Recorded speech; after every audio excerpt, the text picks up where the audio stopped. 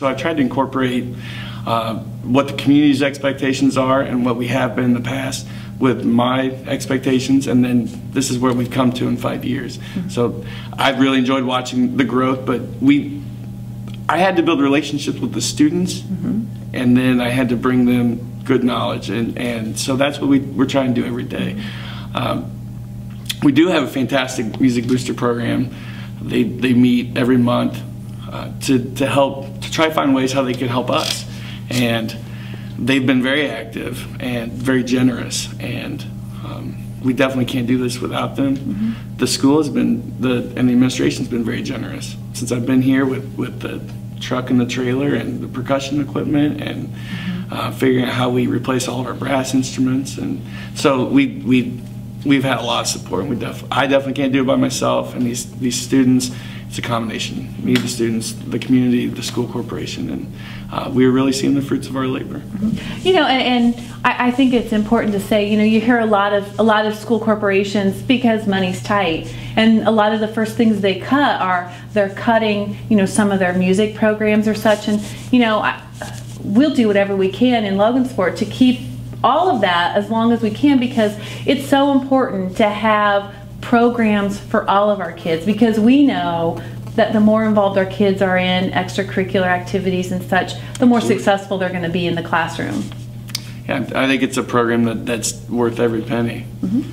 You know this, we don't teach robots, we teach humans, and they need this enrichment, and it helps them connect ideas and other things that they learn in other classes in new ways. So, very good. Glad to hear your support. One of our veteran teachers, Mr. Tim Cahalan, who directs our choir and almost all of our music programs here at Logansport High School, joins me to talk about our choir program. What is the total number of students in the choir program? We're up to about 120 right now. We have 36 this year in the swing choir, roughly 80 in the concert choir.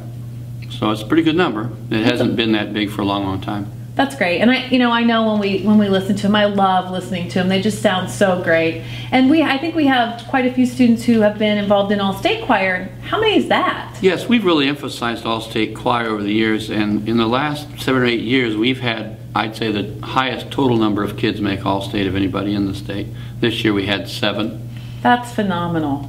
And so, what do they get to do for all-state choir? Well, Susan and I are the chairperson for our area, and we have kids from 10 counties that come here and 4 practices through the fall semester. It's great fun because everybody is so good. It's a real enjoyment for the teacher. They perform at the Indiana Music Educators Conference, which the last few years has been in Fort Wayne at the Convention Center in January, and they spend 2 days working with a very famous guest conductor after we teach them the notes at home. Then they put on an absolutely marvelous concert. All-state choir is one of the most thrilling musical things you could ever hear. That's exciting. And you know, as I've talked about building the band program back up and such, you know, I think part of building any program is having kids engaged and having them like what they're doing, because let's face it, if they don't like it, they're not going to get involved, and you need kids to be involved to build your program.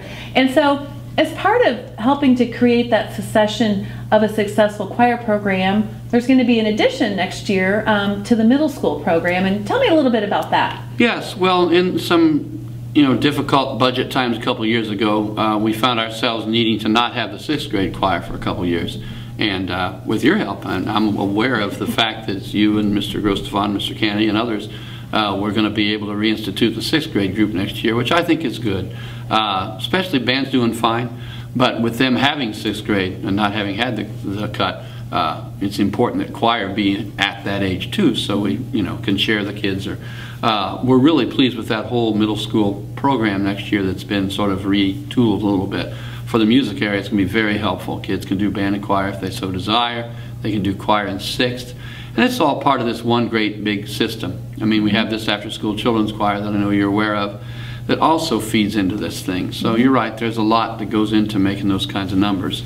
And any of those pieces of the puzzle that we can strengthen and reinstitute, it's good to be able to do that. Yeah, because it didn't really make a lot of sense. Kids could be in children's choir, and then they could also be then in 4th and 5th grade choir at the elementary school, but then they went to middle school and there's no 6th grade choir, but there was 7th and 8th grade choir, so there was kind of like a missing wheel there. So this way it keeps them going and gives them one more year to improve and get better and stay engaged. Yeah, and we're working right now, Mr. Kennedy, Mr. Grosstefan, on how to speak with them and recruit them, and we got some plans in the works for the next few weeks and see if we can get a good number of them in. What are some of the various factors that you attribute to having a strong program? Well, certainly a lot of hard work on my part, and especially along with my wife Susan. She's an accompanist here officially, but unofficially she's almost co-director. She's here all the time working very hard and making a lot of this possible. We have enough staff, barely, but with her help it's able to be possible. The fact that we do have the children's choir and has been there for many years, when they asked me to return to the high school only about 8 years ago, that was one of the things they said. We have this children's choir, can't we find a way that that feeds in? Sure. and supports the other? We do work really hard on getting really outstanding kids, you know, and we tell them, you know, we'd like you to either be an outstanding student when you arrive or learn how to be, you know, and set a bar real high. And you had mentioned that kids won't be part of the program if it isn't fun, but we also want to have them understand that the fun of high achievement is the satisfaction of high achievement is a little bit different from the fun of just messing around, and in the long term more rewarding. So that's kind of the way we set the standard in there. Yeah, I think, you know, once again, kids learn so much more in the choir program and swing choir and such than just about music. I think they learn about being, you know, consistent, responsible, hardworking, and those are great attributes that are going to carry over into their life long time after they leave Logansport High School. Yes, I mean, we've had such good support from you and others, but we really do believe that they learn as much or more in the music classroom, and my specialty being in the choral classroom, than any other class. I mean, we have texts, and what is the text, and where was it written, and why was it written, and when, and in what country, and what was the background of this music and this composer, and all those kinds of things. So you can branch out if you're inclined to be a teacher and to teach, which is just part of me, to reach out and learn an awful lot of things, you know, besides just the music. And of course the music is wonderful in and of itself. Great. And I know you guys are just coming off a trip not too long ago of taking the swing choir to Disney World, performing at the villages. And so what are some of the comments you've heard? I've heard lots of feedback from different people.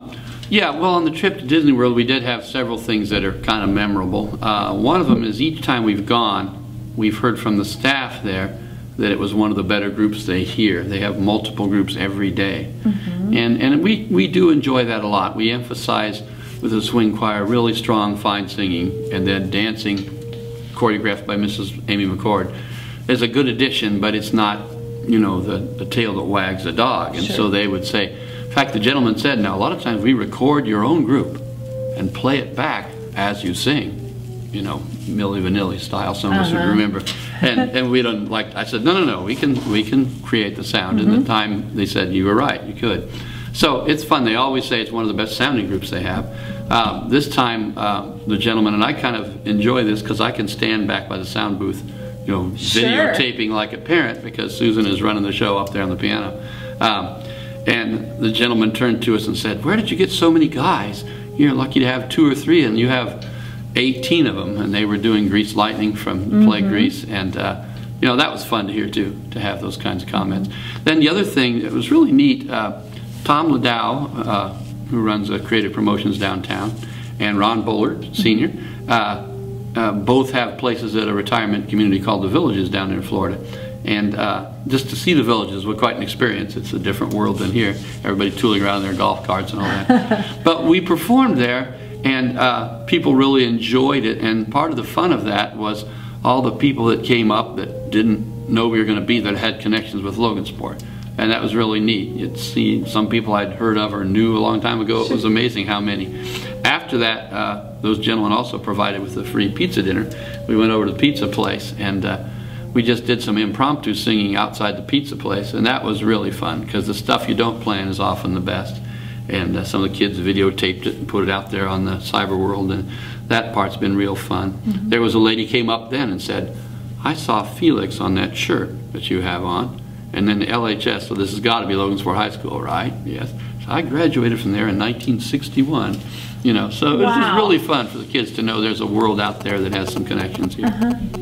It is, and you know, I always say, being the superintendent in Logansport, I'm the proud mom of 4,200 kids.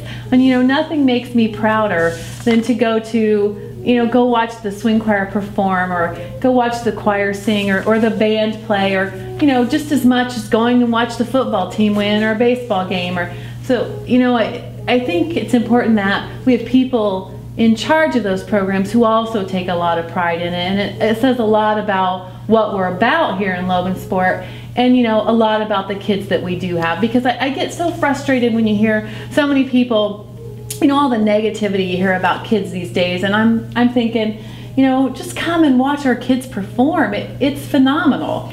I think you're right, you know, and as you were speaking, I was thinking of another thing too. We don't have a tradition of a high degree of competitiveness. I don't mean competitiveness, of participating in contests. Sure.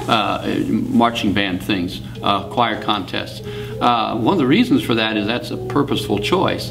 To do those kinds of things, you almost have to eliminate kids from other things. And here in Logansport, we have an excellent core of kids that like to do many things. Sure. And whereas the challenge of working and coexisting with a sport in a music program, or a club in a music program, it is a challenge, but it's worth it, because it allows some of these kids that are able to do these things to do both and not be forced into a choice. And so we think the quality of what we do is very high, and we're very proud of it. But you know, the fact that it doesn't turn up if you went to this contest and came in this place doesn't mean there's not something wonderful going on. And I appreciate, for example, you coming to our concerts and others. I think we have a nice core for our choral concerts of folks that are just community people that have picked up that these things are going to be worth coming to. What's fun is you can go and watch the Berries play basketball on a Friday night, and there's basketball players, and then, you know, on Sunday here we are in McHale watching a program, a musical program, and there they are dancing and singing. So, you know, I think it's also great role models for our younger kids too, to understand, you know what, I don't have to pick and choose. Kids have to make so many decisions in life, and I don't think they should have to pick and choose when they're in high school. I think they should get to, you know, take advantage of all the different opportunities that we offer, and find out what they really like and do what they enjoy, because once you leave high school, it's time to grow up and move on and, you know, enter a different part of your life. So we appreciate all the work that you and Susan both do with our choir programs. Thank you very much. Thanks for joining us on this edition of Link to Logansport Schools.